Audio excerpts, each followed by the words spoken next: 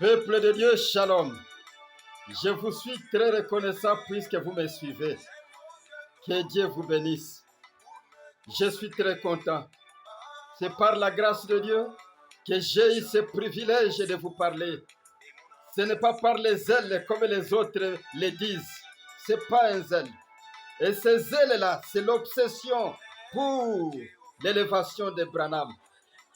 C'est parce que tout simplement Branham m'a dit, viens voir ce que j'ai fait dans ce monde au temps de la fin, par son appel divin.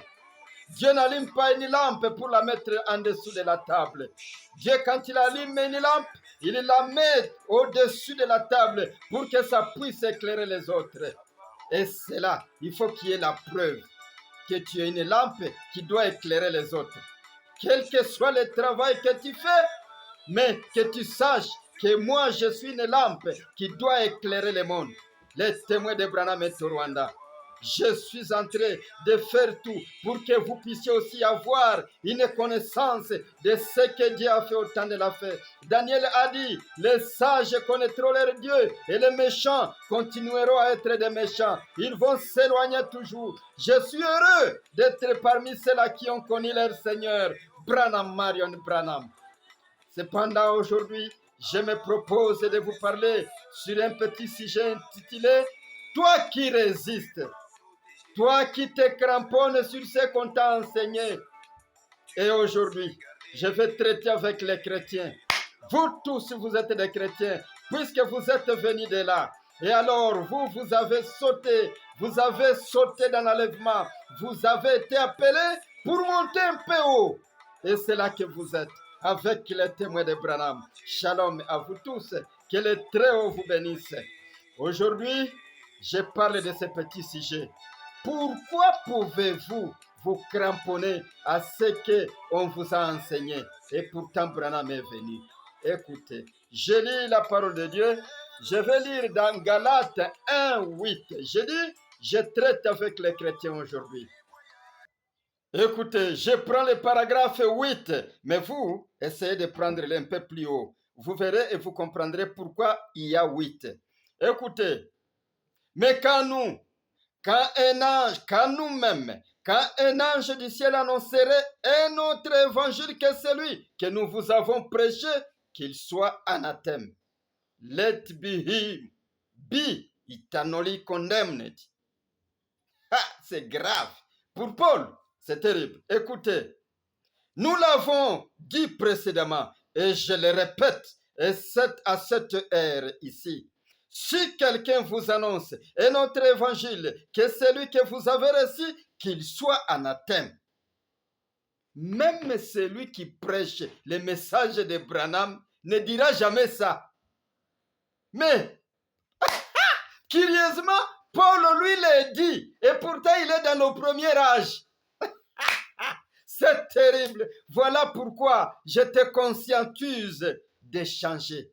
Suivez Branham. Évoluez avec Branham, tu comprendras. Paul, étant dans le premier âge, il dit, quiconque viendra prêcher un évangile différent de celui que je vous ai prêché, qu'il soit anathème. Paul, as-tu raison? Écoutez. Paul, as-tu raison?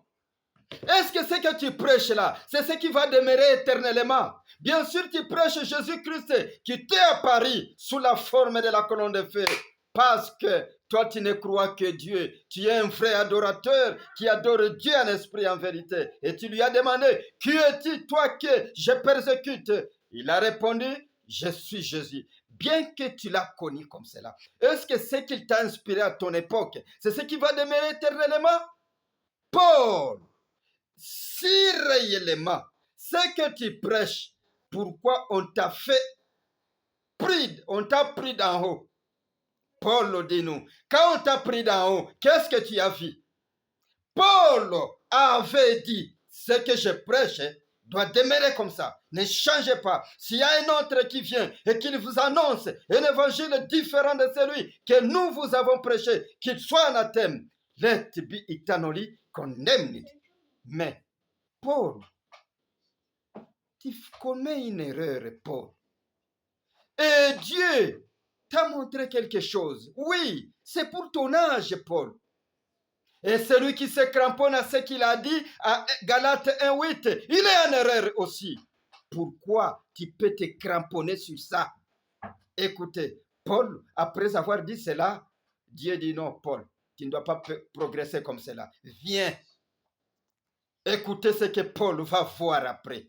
Je lis 2 Corinthiens 12, 2 jusqu'à 4. Écoutez, après l'avoir pris en haut, qu'est-ce que Paul a vu? Écoutez ce qu'il a dit. Pourquoi il a été pris en haut? Retenez une chose. Même celui qui prêche le message du grand prophète que vous voyez à côté de moi, les prophètes des prophètes, il ne dira pas comme Acte 1:8. Pourquoi? Parce que nous allons de révélation en révélation, de baptême en baptême, jusqu'à ce que nous atteignions la perfection. Paul, avec ton message du premier âge, vraiment, tu peux dire ça, Paul? Viens, monte. Il est monté. Écoutez, je commence par dire, je connais un homme en Christ qui fut, il y a 14 ans, ravi jusqu'au 3e ciel. Si c'est fit dans son corps, je ne sais pas. Si c'est fit hors de son corps, je ne sais pas. Dieu le sait. Et je sais cet homme. Et je sais que cet homme, si c'est fit dans son corps ou sans son corps, je ne sais pas. Dieu le sait. Il fut enlevé dans le paradis et qu'il attendit les paroles infaillibles qu'il n'est permis à un homme d'exprimer. Je me glorifie d'un tel homme, mais de moi-même, je ne me glorifie pas, sinon de mes infirmités.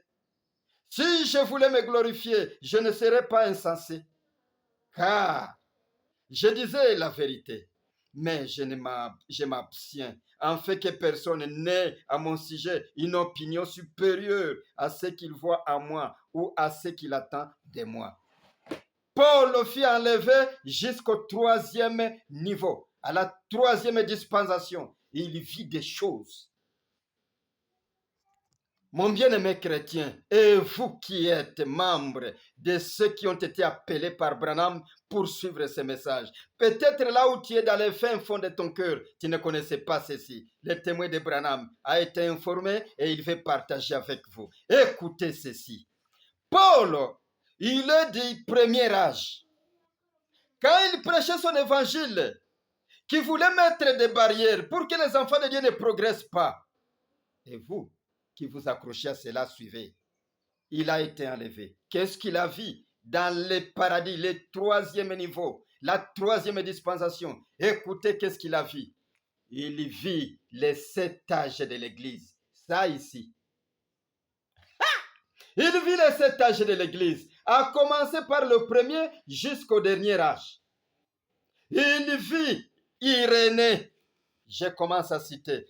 Il vit Irénée avec l'Église, avec un temps précis. Sa dispensation, non, pas une dispensation. Son temps précis. L'état qu'on appelle Église, âge quoi plutôt, je voulais dire. Il vit Irénée avec son âge. Quel âge? L'âge de Smyrne. Il vit Martin avec son âge. Quel âge? L'âge de Pergame. Il vit Colomba avec son âge. L'âge qui? L'âge Thyatire. Il vit Luther avec son âge Sardes. Il vit Wesley avec l'âge pentecôtiste ou l'âge de sanctification plutôt. L'âge de Wesley, c'est l'âge de Philadelphie. Et enfin, il vit Branham, Marion Branham, le chef de dispensation des âges, avec son âge de la Odyssée. Il vit comment le nom de l'Éternel est révélé au temps de la fin. Il vit tout. Je suis en train de suivre les minutes, sinon je vous aurais montré beaucoup de choses. Il vit tout. Il vit quelqu'un de la calvitie en train de prêcher l'évangile avec la colonne de feu sur sa tête. Les parfaits. Paul nous dit, mais comment? Je me disais que c'est moi qui ai la vérité. J'ai pensé que puisque j'ai vu la colonne de feu, alors c'est fini. Ça continuera comme cela comme l'évangile de Moïse a coûté des années. Il prêchait Moïse, rien ne s'était amélioré. Ils avaient les agneaux à l'offrir dans le temple. J'ai pensé que ce serait aussi mon cas. Mais voilà, il y a quelqu'un qui a la colonne de feu sur sa tête. Il y a quelqu'un qui discerne les pensées. Il y a quelqu'un qui ressuscite les morts. Il y a quelqu'un qui crée par la parole. Mais comment? Ça c'est quoi? Paul, fils est merveilleux. Il manquait même l'alphabet de les prononcer. Paul ne savait rien faire.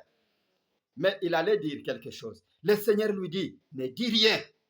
Il lui fut interdit d'en parler. J'allais lire les grands seigneurs, mais je cours aux minutes.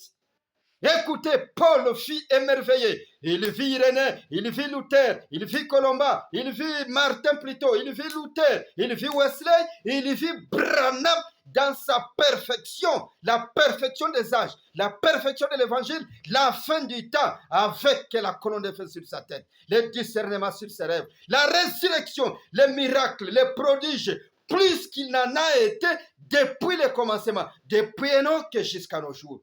Paul dit non, carrément, si c'est comme ça, je dois corriger mon évangile. Qu'est-ce qu'il a corrigé? Écoutez, il a corrigé. Paul lui a corrigé. Mais je regrette aujourd'hui ceux qui s'appellent ministres. Oh, pour qu'on ne dise pas que je suis frivole, je ne dois pas changer. Et pourtant, il voit la révélation. Et pourtant, il voit que... Non, ça c'est la vérité quand même. Je suis en train de mentir aux enfants de Dieu. Il faut que je prêche la vérité. Cela lui est toqué. C'est-à-dire ça toque son cœur. Mais il résiste. Paul, lui, n'a pas résisté. D'ailleurs, le Seigneur Branham me dit, oh, il faut que je lis. Non. Le Seigneur Branham me dit, Paul, ce n'était pas un homme de manière à rester à un endroit. C'était un homme de manière à chercher, à fouiller, à creuser et à aller de révélation en révélation. Alors, il a dit, non, je dois retourner. Je dois les écrire pour leur dire que, nous ne devons pas nous mettre à demeurer avec les affaires de Christ, les rudiments de Christ, les éléments de Christ, les impositions de main, les baptêmes de la foi en ce Jésus-là. Non, il faut qu'on progresse vers là où je vis, là où nous serons parfaits. Alléluia. Paul, ayant considéré tout cela, il revient à ses disciples, il revient aux croyants, il revient à ses églises. Il commence par l'église de Corinthe. Toi, pourquoi tu persistes? Pourquoi tu ne veux pas changer? À cause de la dîme? Oh, malheureux. Pour $100, tu es en train de tuer l'influence de Branham. Hein? Pour $100 de salaire qu'on vous donne au boulot, tu as peur même de proclamer que Branham est Dieu. Pour $100 qu'on va vous donner un ticket pour retourner à la maison puisque tu es au champ de mission. Tu as peur de dire que Dieu et l'homme sont devenus un. Aujourd'hui, au temps de la fin. Tu as peur de dire que le nom de Dieu qu'il a donné à son prophète Branham, c'est Branham Marion et Branham. Tu as peur de déclarer cela. Et pourtant, tu devrais le faire puisque tu es ministre. Paul n'a pas dit ça. Paul n'a pas fait ça. Qu'est-ce qu'il a fait? Hébreux 6, 1. C'est pourquoi, laissant les éléments de la parole de Christ, tendons à ce qui est parfait. Sans poser de nouveau les fondements, de renoncement aux œuvres mortes. De la foi en Dieu, de la doctrine des baptêmes, de l'imposition des mains, de la résurrection des morts et du jugement éternel. Mais c'est ce que nous ferons si Dieu le permet. Paul a vu des choses. Quand Paul vit l'homme de calvitie, quand Paul vit la colonne de feu s'émouvoir dans Branham Tabernacle, au monde partout il passe pour prêcher, au monde partout le message va. Quand Paul vit notre évangile d'Apocalypse 14:6, quand Paul vit les vaillants hommes, les Branham, il vit les témoins de Branham proclamer l'évangile avec l'homme de la calvitie et leva l'étendard, Branham, Marion Branham. Il s'est dit non. Tendons vers cela. Ceci, c'est en partie. Nous devons aller plus loin. Paul n'a pas fait comme toi. D'ailleurs, Paul ne travaillait pas pour une dîme. Paul faisait son emploi. Paul tressait les nattes pour qu'il gagne quelque chose. pas souffrir les enfants de Dieu. Chaque jour, tu leur demandes de l'argent. Même en route, tu leur dis, mais tu as ma dette. Quelle dette? Qui t'a dit que j'ai ta dette? Paul n'était pas comme ça. Il n'était pas de manière à rester à un endroit. Il voulait fouiller, creuser. Il cherchait par-ci, par-là des révélations. Il lisait. Il demandait à Dieu. Mais il est allé en Arabie 3 ans. Qu'est-ce qu'il faisait? N'est pas la lecture des livres, des rouleaux, et ainsi de suite. En priant, la révélation venait. Toi, qu'est-ce que tu fais? Écoutez, Paul leur dit, nous devons laisser ces éléments ici. Écoutez, vous pouvez vous dire, mais comment? Ces choses, je ne les comprends pas. Mais écoutez, je le répète, de la foi en Dieu, la foi en Jésus, de la doctrine du baptême, de l'imposition des mains, de la résurrection des morts et du jugement éternel. Toutes ces doctrines-là ont commencé juste quand Jésus est apparu. Parce que les Juifs, les Israélites ne croyaient pas à la résurrection. Il n'y a que Abraham et son groupe. Et là, je parle du groupe d'Abraham, à commencer par Job. Il n'y a que cette descendance-là qui croyait à la résurrection, qui savait qu'au champ de Maképéla, il y aura la résurrection. Mais les autres Juifs ne croyaient pas cela. Ils croyaient tout simplement à la résurrection jusqu'à la fin des temps. C'est pourquoi Marie a dit, Seigneur, nous croyons qu'il y aura une résurrection à la fin des temps. Jésus leur dit, non, la résurrection c'est moi. Alors, la doctrine de résurrection, des baptêmes, de l'imposition des mains, ça a commencé avec Jésus. C'est-à-dire, ce sont les rudiments de l'évangile de Jésus. Abandonné. C'est ce qu'a dit Paul après avoir vu des choses. Mais le Seigneur lui dit, si je le permets, ils le feront. Alors, Paul n'a pas hésité à cause de la dîme. Paul n'a pas hésité à cause de l'influence. Oh, j'ai une grande église. Oh, le témoin de Branham, il est en train d'aboyer comme cela, puisqu'il n'a pas, une grande église qui lui donne la... Roger ne fera pas ça. Étudiez son comportement, vous verrez. J'ai sauté des pasteurs qui pouvaient peut-être m'aider à élever aussi ma vie. Les autres les font, mais moi, à part son appel, il m'a dit, n'y va pas. Alléluia. Alors, ces éléments-là viennent de la doctrine de Jésus. Alors, Paul leur conseilla d'abandonner ça, d'abandonner même la foi en Jésus, d'abandonner tout cela. Pourquoi? Parce qu'ils tendent vers la chose essentielle. La chose essentielle qu'il a vue à la 3e dimension, au paradis selon la Bible. Mais Branham dit le 3e ciel. Au paradis. Écoutez maintenant, bien-aimés, vous qui hésitez encore, vous qui vous cramponnez à ces choses-là, que vous avez copiées de la doctrine de Jésus, suivez ceci. Paul, qu'est-ce qu'il a fait? Paul, je viens de décrire en peu de temps, en grosso modo, parce que j'allais vous parler de la gloire de Shekinah, j'allais vous parler de la création des écureuils, j'allais vous parler beaucoup de choses miraculeuses que Paul fit au temps de la fin. Alors il dit non, ces affaires ici, écoutez ce qu'il va dire. Écoutez ce que Paul va dire dans 1 Corinthiens 13, verset 8. Écoutez ce qu'il dit. La charité ne périt jamais. Les prophéties prendront fin. Il a vu des choses miraculeuses qui arrêtent c'est à quoi vous vous cramponnez. Les prophéties, vous prétendez être prophète, les prophéties prendront fin. Les langues cesseront. Quelle langue?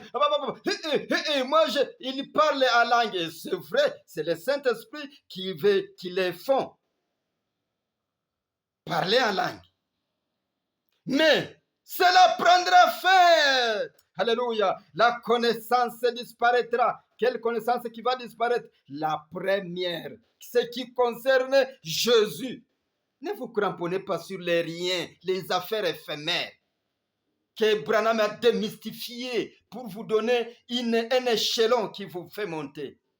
Écoutez, les prophéties prendront fin, les langues cesseront, la connaissance disparaîtra, car nous connaissons en partie, nous prophétisons en partie. Ce n'est rien. C'est à quoi tu te cramponnes, chrétien, ce n'est rien. Nous prophétisons en partie, bien sûr, nous connaissons en partie. Mais quand ce qui est parfait sera venu, ce qui est partiel disparaîtra. Ce qui est partiel, c'est quoi? Un Galate 1:8. C'est partiel. Vous qui vous cramponnez sur Galate 1:8. Oh, Paul nous a dit, si un autre vient nous apporter notre évangile, il soit anathème. Oh, my friend, Paul told us that if there is someone else who comes and preaches another gospel, let him be eternally condemned. Oh, my friend, you are lost. Vous êtes perdus. Ça, c'est en partie. Maintenant que l'homme est en calvitie, qui a la colonne de feu est apparu, les parfaits, ça, abandonné.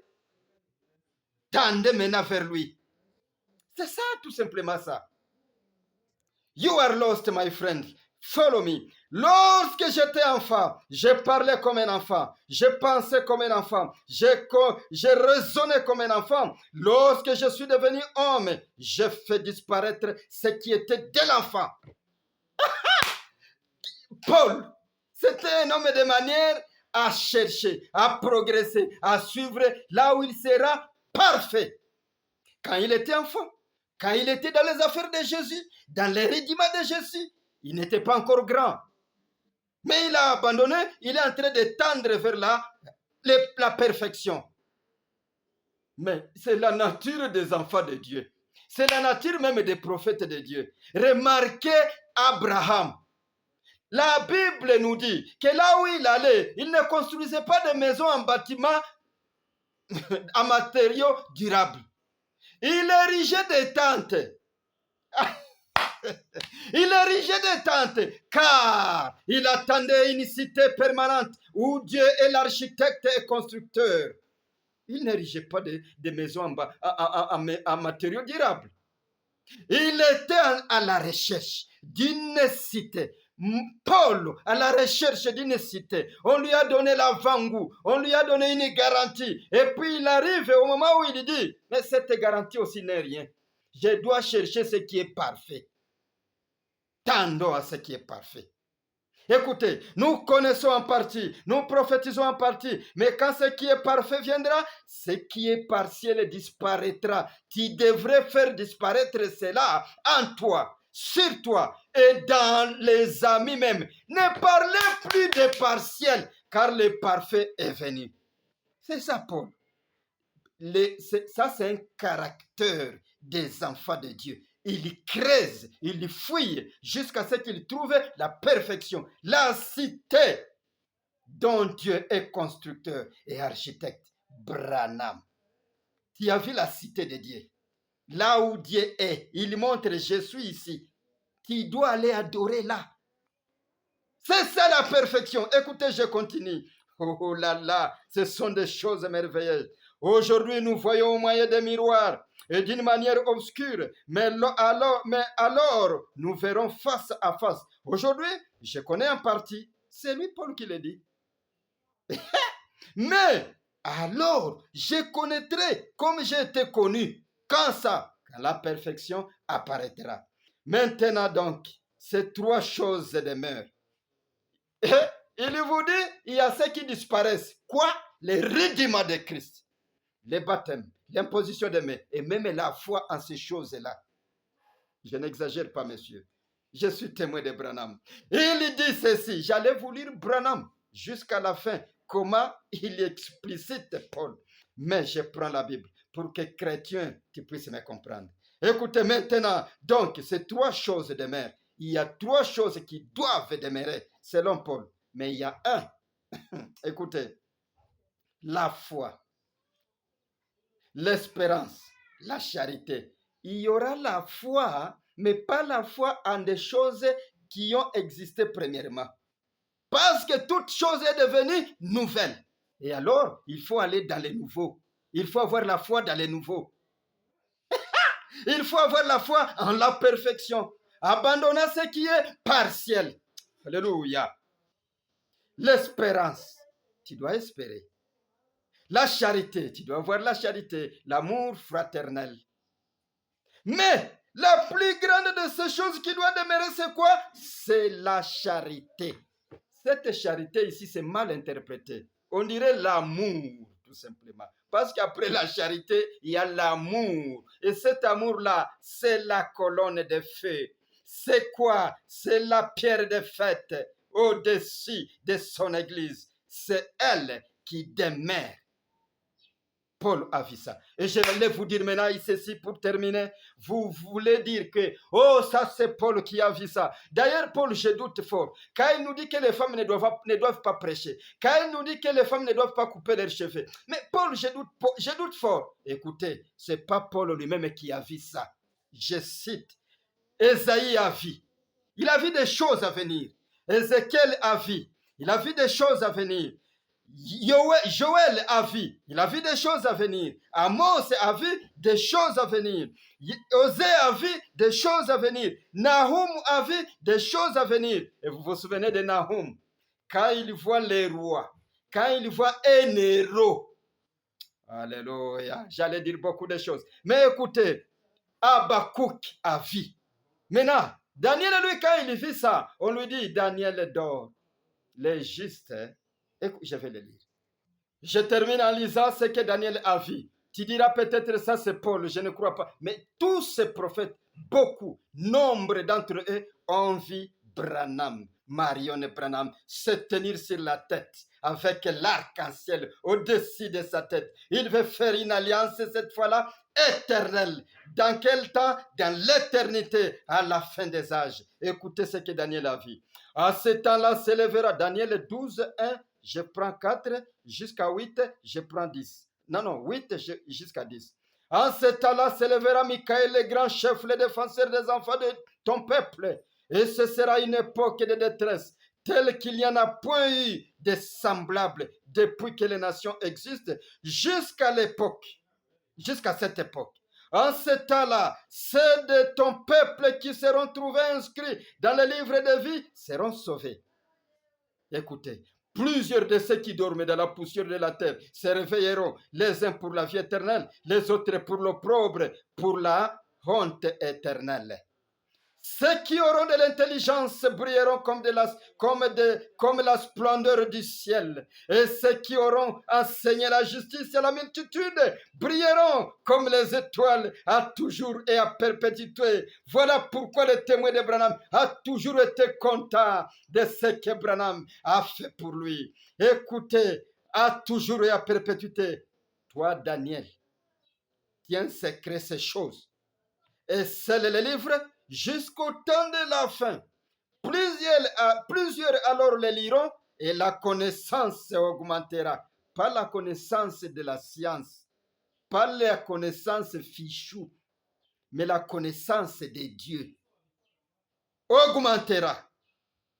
Et moi, Daniel, j'ai regardé et voici, je saute, je prends 8 pour que je ne tarde pas. Et j'entendis, mais je ne compris pas. Je dis, mon Seigneur, quelle sera l'issue de ces choses? Daniel n'a pas compris. Paul de même n'a pas compris. Ils ont manqué l'alphabet pour écrire. Ils ont vu les parfaits Branham, Marion Branham. Écoutez, j'entendis, mais je ne compris pas. Et je dis, mon Seigneur, quelle sera l'issue de ces choses? Il répondit, va Daniel, car ces choses seront tenues secrètes et scellées jusqu'au temps de la fin. Plusieurs seront purifiés, blanchis et épirés. Alléluia. Glory to you, Branham. Les méchants feront le mal et aucun des méchants ne comprendra. Pourquoi tu persistes? Pourquoi tu te cramponnes sur les affaires passées? Est-ce que tu es du nombre des méchants pour ne pas comprendre cet homme qui a la calvitie et a la colonne de feu sur sa tête, ce qu'il dit? Est-ce que tu es parmi ces méchants pour que Dieu puisse t'aveugler? Parce que les méchants, ils ne s'expliquent pas à eux. Écoutez, les méchants ne comprendront, mais aucun des méchants ne comprendra. Mais ceux qui auront de l'intelligence comprendront. depuis des temps où ce sera le sacrifice perpétuel et ce sera dressé l'abomination du dévastateur, il y aura 1290 jours. Ah, j'allais entrer dans les calculs pour les Hébreux et les calculs aussi pour les nations, répartis égal. Et là, Daniel a vu. Et quand il le vit, il dit, oh, laisse-moi voir la fin de ces choses. Non, Daniel, toi, dors pas. C'est tout simplement ces choses jusqu'à la fin. Il y a Jean qui a vu. On lui a dit, mais Jean, c'est tout simplement, ça ne t'appartient pas de connaître et de comprendre. Tu as écrit, c'est vrai, mais toi, ça, tu ne comprendras pas. C'est tout simplement jusqu'à la fin. Il y a Esaïe qui a vu ce qui se passe. Il a dit dans le millénium, il y aura... Mais c'est beaucoup de choses. Il y a Ézéchiel qui a vu la gloire de Shekinah descendre à sa maison. La gloire de Shekinah descendre en son tabernacle, la deuxième maison. Et il y avait un homme debout là. Vous voyez? Alors, il y a beaucoup qui ont vu, tout simplement parce que je cours à la montre, mais je vais lire tout simplement Habakkuk. Habakkuk 1,5. Pour voir réellement que toi aussi, tu te cramponnes peut-être aux anciennes choses, puisque tu es un méchant. Ou soit tu te cramponnes aux anciennes choses, puisque tu n'avais pas encore entendu ça. Maintenant, je crois, si tu es du nombre, tu seras affranchi. Ne vous cramponnez pas à Galates 1,8. Oh Jésus, il était le fils de Dieu. Ils vont jusqu'à la généalogie. Il était le fils de tel. Il était le fils de tel. Son père c'est tel. Jusqu'à Marie. Et l'Église passe des temps aujourd'hui à cause de ces choses, en train d'énumérer, d'enfoncer dans sa généalogie. L'Église n'avance pas. Si tu es de ces gens-là qui doivent comprendre, ça c'est l'occasion. Tenez oreille. Allez à Branham, Marion et Branham. C'est lui seul. Je ne fais qu'exciter ton cœur, ton âme. Mais lui, il va recréer. Il va donner une âme nouvelle. Il va donner une vie. Il changera leur cœur en pierre. En quoi? En la vie éternelle. C'est ça, mes amis, mes bien-aimés chrétiens, vous avez compris. Maintenant, Habakkuk, lui a vu quoi? Je lis Habakkuk. Écoutez Habakkuk 1,5, lui, ce qu'il a vu au temps de la fin. Ce qui va se passer à l'ouest. À l'ouest, le soleil se couche. Il arrive à la fin de la course. Ah, mon bien-aimé, ça tu chantes. Mais tu ne comprends pas que ça arrive à la fin. Il faut que ça se révèle avec les secousses, toute la racaille à l'ouest dans l'homme Branham. Écoutez, Habakkuk, jetez les yeux parmi les nations, regardez, et soyez saisis d'étonnement et d'épouvantail, car je veux faire en vos jours une œuvre que vous ne croirez pas, même si on vous l'a raconté. Vous ne croirez pas, même si on vous dit que Dieu a revêtu la chair de l'homme. Même si on vous dit que Dieu a montré que voilà où je suis. Même si on vous dit que cet homme a dit, je voilais Dieu. Toutes ces années.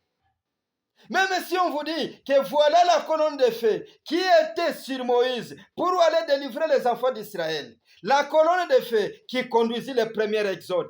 Même si on vous dit, c'est ça la colonne de feu qui entra en Jésus. Jésus a voilé. Même si on vous dit, c'est cette colonne de feu que Paul vit au chemin de Damas, quand il allait à Damas. Même si on vous dit que cette colonne de feu est retournée et l'homme Branham l'a voilé, il est le Messie. L'homme Branham l'a voilé. Même si on vous dit que cette colonne de feu interprète la Bible, même si on vous dit que cette colonne de feu marchait au milieu de Branham Tabernacle, se posant sur les gens, même si on vous dit alors que cette colonne de feu a été photographiée cette fois-là, la science l'a rendu visible. Tu ne croiras pas. Je ferai des choses du milieu de vous que même si on vous les racontait, vous ne les croirez pas. Pourquoi? Parce que vous serez cramponné à Galates 1:8. Vous serez cramponné à Galates 1:8. Vous serez cramponné au rudiment de Christ. Change, monte un peu, raconte Branham, Marion Branham. C'est ça son nom, le nom nouveau de la colonne des fées, le nom nouveau de Dieu, le nom nouveau qu'il donne à la nation, le nom nouveau qu'il donne aux hommes et aux humains. Jésus a promis, même vous qui n'avez pas compris ce que vous prêchez, Jésus a promis, parce qu'il y a même ceux qui sont venus, n'abandonnant pas les rudiments qu'ils avaient. Les rudiments même sur cet homme ici, les rudiments de Christ, n'abandonnant même pas ça. Ils sont là. Je crois à l'homme et à la calvitie. Je crois à l'homme qui a la colonne de feu. Je crois à l'homme qui a créé. Mais cet homme-là, est-ce qu'il vous a donné les noms? Jésus, avant son départ, il a donné les noms de l'adoration. Et il a dit, priez en ces noms. Est-ce que, comme toi, tu te réfères à l'homme qui a la calvitie? Ce sont les rudiments. Tendez vers la perfection. Et la perfection, c'est dans les noms. La parole de Dieu. L'homme que vous dites croire, que vous prétendez croire, il a dit, après la révélation du 7e sceau, nous connaîtrons qui est Dieu. Sa nature, comment il est, où il vit. Mais toi, je crois à l'homme qui a la calvitie. Je crois à l'homme qui a la colonne de feu sur sa tête, qui a fait des miracles. Ça ne suffit pas. Ce sont des rudiments. Monte vers la perfection. Et la perfection, c'est son nom. Quand tu auras connu les noms, comme Pierre a connu les noms par révélation, et quand tu commenceras à appliquer ces noms, à prier dans ces noms, tu seras sauvé. Les justes se réfugient dans les noms de l'Éternel. Les justes ne se réfugient pas dans les rudiments de Christ. Vous devez comprendre ce que vous prêchez. Les justes ne se réfugient pas dans les rudiments de Christ. Les justes se réfugient dans les noms de Christ et ils sont en sécurité. Mais quand tu te réfugies, l'homme qui a la calvitie, mais le diable aussi connaît ça. Ce sont des rudiments. Avance maintenant vers la perfection. C'est là où tu seras caché. C'est là où tu seras sauvé. En dehors de cela, tu es fichu. Tu es toujours Galates 1:8. D'ailleurs, je ferai une autre dépêche sur ça. Et vous verrez sur les rudiments. Je sens quelque chose m'est inspiré. Je vous dis ceci. Vous qui vous cramponnez au rudiment, avancez vers la perfection. Et la perfection, ce n'est pas voir l'homme en calvitie, tout simplement. Ce n'est pas voir l'homme qui a la colonne de feu, tout simplement. Ce n'est pas croire en lui. La perfection, c'est que tu crois ce que l'homme t'a donné comme nom. Et ça, c'est fait à la montagne Branham Peak. Ça, c'est c'est déjà de l'histoire depuis qu'il l'a révélé en 2020. C'est de l'histoire depuis que le témoin de Branham a appliqué les signes dans notre baptême. C'est de l'histoire. Si vous n'avancez pas vers là, c'est fichu. Carrément, je vous dis, ce sont des rudiments qui ne vous avancent à rien. Avancez vers Branham, Marion, Branham, le nom de Jésus qu'il est venu donner à la nation, aux gens, aux croyants sélectionnés. Le nom de la colonne de feu. Parce que Branham a voilé la colonne de feu. Il avait ces trois mots nobles en lui. Il a voilé ça. Jésus avait voilé son père. Son père avait le nom Jésus. Et quand il est parti, il leur a fait connaître son nom.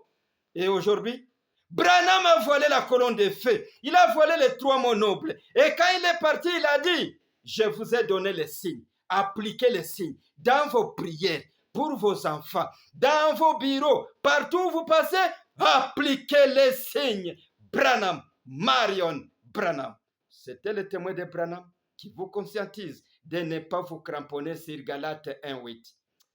Je ferai quelque chose de semblable encore. Galates 1:8. Je pense que cette fois-là, vous avez compris. Shalom.